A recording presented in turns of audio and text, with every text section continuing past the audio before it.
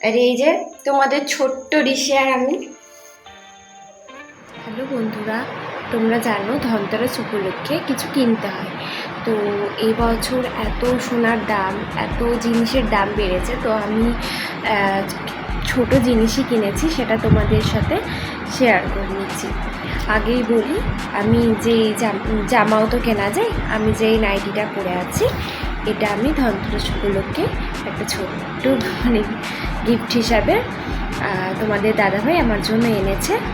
আর যে জিনিসটা এনেছে আমি তোমাদের দেখো, এই দেখো এরকম একটা সুন্দর সিঁদুর কাঠি। আর যেটা এনেছে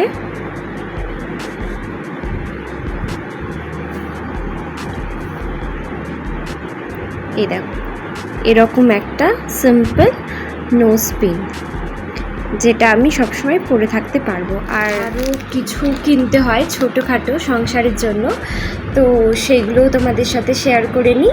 যেমন কিনেছি নুন, আর কিনেছি ধনে। এই দেখো ধনে নিয়েছি, আর এই যে লবণের প্যাকেট। আর বন্ধুরা, এখন এত সোনার দাম, আগেই বললাম যে বেড়ে গেছে, যে ভারী কিছু নেওয়ার মতো মানে আমাদের সাধারণ মানুষরা তো পারবেই না। তাই এই ছোট্ট জিনিসটা ধনতেরাস উপলক্ষে আমি নিয়েছি। তো দেখা যাক, আর পরবর্তীকালে কিছু আরও ভালো জিনিস নেওয়ার বা আরও বড় হওয়ার চেষ্টা করব, সেগুলোও তোমাদের সাথে শেয়ার করব যা যা নেব। তো এই আমার ধনতেরাসের ছোট্ট একটা গল্প।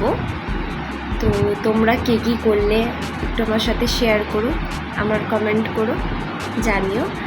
আর তোমাদের যদি আমার ভিডিওটা ভালো লেগে থাকে তাহলে লাইক কমেন্ট শেয়ার করে দিও। ধনতেরাসের পুজো হয়ে গেল, এই যে দেখো কি সুন্দর সাজানো হয়েছে।